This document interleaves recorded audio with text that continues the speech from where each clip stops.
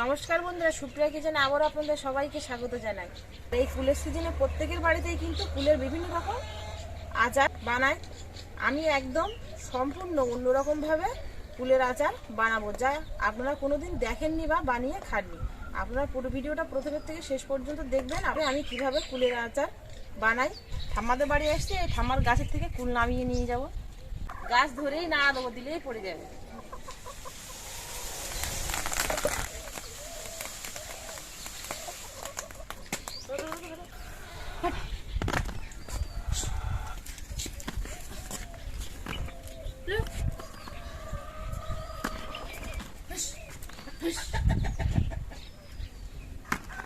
ঝাড়া দিয়ে এতটা কুল নামিয়ে নিয়েছি, এতেই হয়ে যাবে। এই কুল রৌদ্র দিলে এমনি শুকিয়ে লাল হয়ে যাবে, পাকা কুল তো। চলো এবার বাড়ি চলো, আর লাগবে না। চালতাটা কিছুক্ষণ জলে ভিজিয়ে রাখবো, তাহলে কষটা বেরিয়ে যাবে। তারপরে ধোবো। খানিকক্ষণ ভিজিয়ে রেখেছিলাম, এবার 5-6 বার জল পাল্টে পাল্টে চালতাটা ধুয়ে নেবো।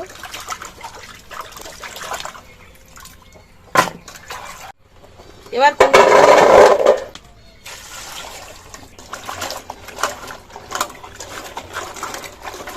কুলটা 2-3 বার ধুলেই হয়ে যাবে।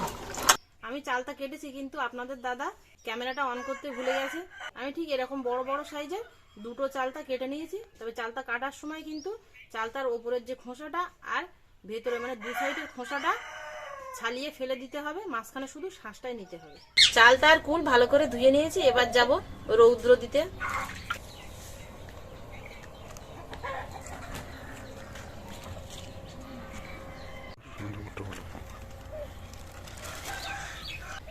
একটা একটা করে খেলিয়ে দেবো। আমাদের বাগানে এমনি সারাদিনই রৌদ্র থাকে, আলু তোলা হয়ে গেছে তো, সকাল থেকে সন্ধ্যে পর্যন্তই রৌদ্র থাকে।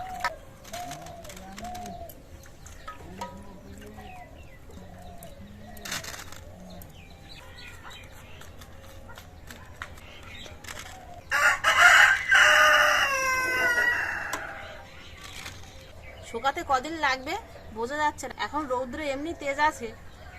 তো আপনারা কোথাও যাবেন না, থাকবেন আমার সাথে। দেখা হচ্ছে আপনাদের সাথে আবার কুলার চালটা শুকানোর পরে। কুলার চালটা পুরোপুরি শুকিয়ে নিয়ে চলে আসলাম আমি আপনাদের সামনে। কুলার চালটা দেখুন কত সুন্দর শুকিয়েছে। কুলগুলো তো শুকিয়ে একদম এরকম হয়ে গেছে, আর চালতাগুলোও শুকিয়ে দেখুন এরকম একদম এরকম মড়মড় করছে, ভেঙে যাচ্ছে। কুল রৌদ্রে দেওয়ার পরে কুলের কালারটা যখন এরকম লাল হয়ে এসেছিল গাটা, তখন কিন্তু এই কুলের মুখগুলো ফাটিয়ে দিয়ে তারপরে আবার রৌদ্র দিয়ে শুকিয়ে নিয়েছি। যে চালতাগুলো শুকিয়ে নিয়েছি, সেই চালতাগুলো কিন্তু গুঁড়ো করে নিতে হবে। এরকম আস্তে আস্তে আচার করা যাবে না। তো আমি এখানে হামানদিস্তা নিয়েছি, এই হামানদিস্তার মধ্যে দিয়ে চালতাগুলো গুঁড়ো করে নেব।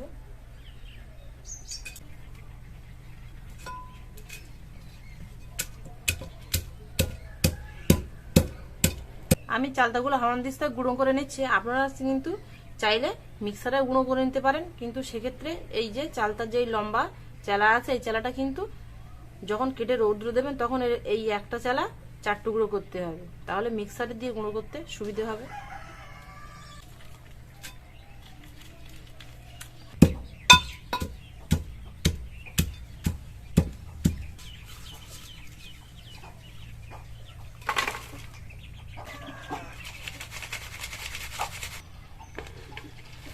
চালটা কিন্তু একদম গুঁড়ো হয়ে ঠিক এরকম মিহি হয়ে যাবে।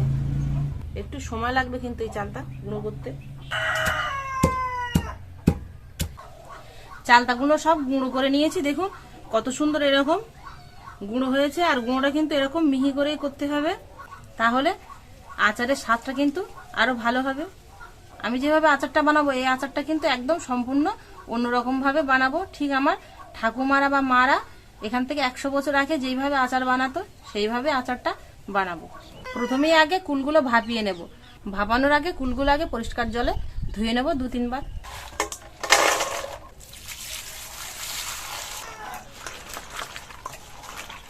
আচার বানানোর জন্য এখানে আমি এই যে গুড় নিয়েছি, গুড়টা আগে ভেঙে নেব। এবার উনুনটা ধরিয়ে জল গরম করে নিয়ে আগে গুড়টা গলাতে দেব। কড়া বসিয়ে দেব, জল দিয়ে দেব। জলটা খুব ভালো মতো গরম হয়ে গেছে, দেখুন এই যে বুড়বুড় উঠছে। এবার জলটা ঢেলে নেব। এই অল্প জল আছে, জলের মধ্যে আরো একটু জল দিয়ে দেবো। একটা স্ট্যান্ড বসিয়ে দেবো, একটা ছিদ্রযুক্ত থালা নিয়েছি বসিয়ে দেবো, এর উপরে কুলগুলো দিয়ে দেবো, চাপা দিয়ে দেবো। এবার এই গুড়টা গরম জলের মধ্যে দিয়ে দেবো। গুড়টা জলের মধ্যে এভাবে খুন্তি দিয়ে গুলে নেব। গুড়টা খুব ভালো করে গালিয়ে নিয়েছে দেখুন, আর দলা পড়ে নেই। 4 মিনিট মতো হয়েছে, কুলগুলো ভাপিয়ে নিয়েছে দেখুন। কুলগুলো কত সুন্দর, এরকম ভেতরটা এরকম দেখুন সেদ্ধ হয়ে গেছে। শুকনো কড়াই কিছু মশলা ভেজে নেব। এখানে নিয়েছি শুকনো লঙ্কা, গোটা ধনে, গোটা জিরে আর গোটা মৌরি একসাথে ভেজে নেব। প্রথমে শুকনো লঙ্কাগুলো আগে দিয়ে দেবো।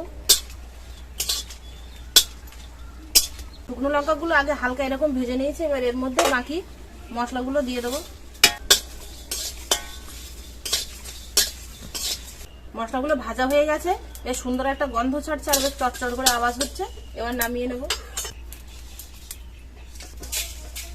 মশলাগুলো একটু ঠান্ডা হোক, তারপরে গুঁড়ো করে নেব। এবার যে গুড়টা আমি গুলিয়ে রেখেছিলাম সেই গুড়ের জলটা কড়াই দিয়ে দেবো, তবে একটু ছেঁকে দেবো, কারণ গুড়ের মধ্যে অনেক কাঁকড় থাকে ও নোংরা থাকে।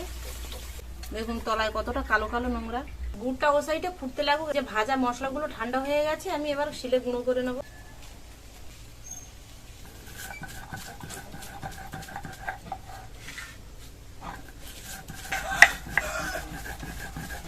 মশলাটা গুঁড়ো করে নিয়েছি, তুলে নেব। গুড়টা ফুটে বেশ অনেকটাই কমে গেছে। এবার এর মধ্যে 2 চিমটি মতো লবণ দিয়ে দেবো। এবার দিয়ে দেবো ভাপিয়ে রাখা কুল।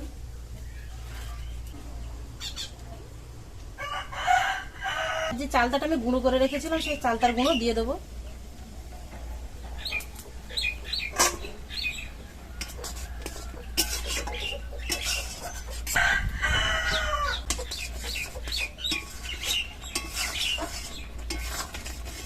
এইভাবে কুলের আচার বানালে কিন্তু একদম সম্পূর্ণ দোকানের মতো হবে। দোকানে ঠিক যেরকম কুলের আচার কিনতে পাওয়া যায় সেরকমই হবে। দেখুন এখন থেকে কেমন দেখাচ্ছে।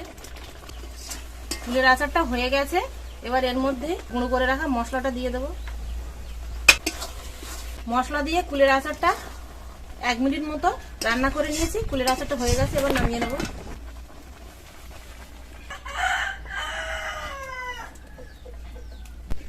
আপনারা তো বিভিন্ন রকম কুলের আচার খেয়েছেন, কিন্তু একবার এই পদ্ধতিতে এই কুলের আচার বানিয়ে খেয়ে দেখবেন, দারুণ হয় খেতে।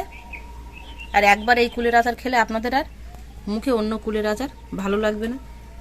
কুলের আচারটা বানিয়ে নিয়েছি, একটু ঠান্ডা হলে বয়নে ভরে রাখবো। কাঁচের বয়নে ভরে রাখলে কিন্তু অনেকদিন ওই রৌদ্র দিয়ে দিয়ে রেখে খাওয়া যায়। তো আমার এই কুলের আচারটা একবার হলেও আপনারা বাড়িতে বানিয়ে খেয়ে দেখবেন কেমন হয়। যদি ভালো লাগে তাহলে প্লিজ বন্ধুরা সাবস্ক্রাইব করবেন। প্রথম ভিডিও দেখার জন্য পাশে থাকা বেল আইকনটি ক্লিক করে দেবেন। এতক্ষণ আমার সঙ্গে থাকার জন্য আপনাদের অনেক অনেক ধন্যবাদ। আবারও দেখা হচ্ছে পরে নতুন কোনো রেসিপিতে। ততক্ষণ আপনারা সবাই ভালো থাকবেন ও সুস্থ থাকবেন।